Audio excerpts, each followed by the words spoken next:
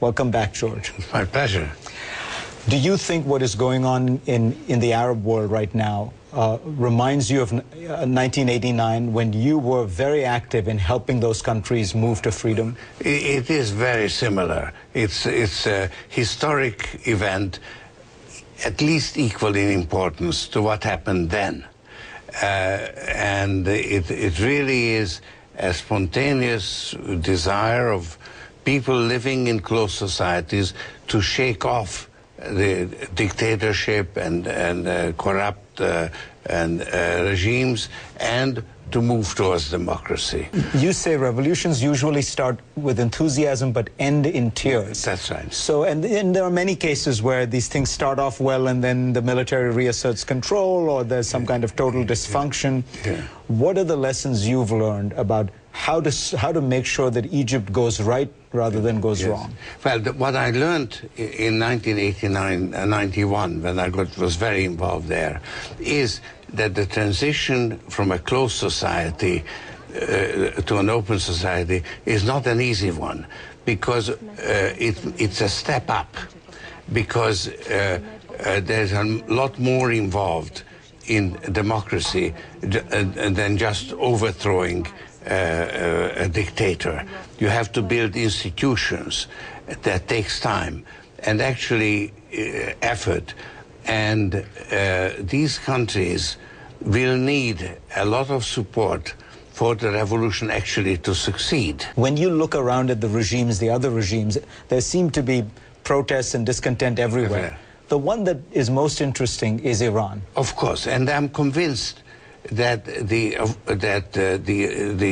regime will not survive. It was already highly vulnerable because the revolution got further and further extreme. Actually the mullahs, the Islamic element, was already disenfranchised, and it was just the Revolutionary Guard, and then even within the Revolutionary Guard, and increasingly narrow group of people who are maintaining themselves in power through real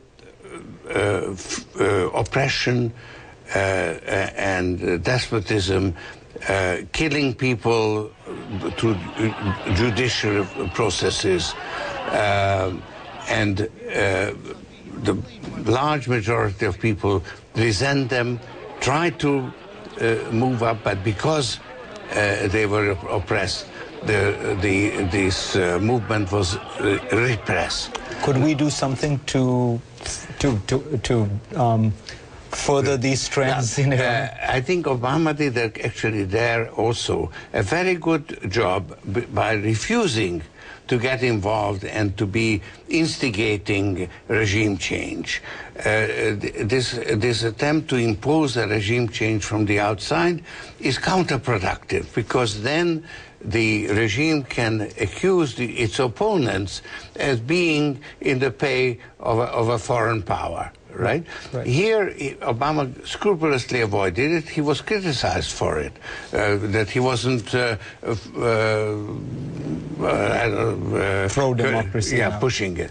Now, I think now he's beginning to push, and rightly so. And as I said, the situation there could get very, very ugly. I think that the opposition leaders could easily be killed through a false judicial process, because the regime is fighting for its survival, because they know that they have committed such crimes that it's either them or the people. So they will put up a lot more resistance. But I don't think that they'll be able to succeed, because this is something that people behave very differently than in normal times. They actually are willing to sacrifice their lives for a common cause. So it's, and the impossible, what seems to be impossible, not only becomes possible, but it actually happens. If the Iranian regime collapses, this will be a real revolution in the Middle East. I mean, you are imagining a period of great instability. Yes. Well, look, in 89-91, the Soviet Union collapsed. It was a major change in geopolitics. The least you can expect is for Iran to collapse in this one, for it to be equally significant. In other words, this game of geopolitics is not totally fixed, because what goes on inside states has a lot of influence on how those states behave. So Iran, I think, will almost inevitably change its character, and that will change the landscape.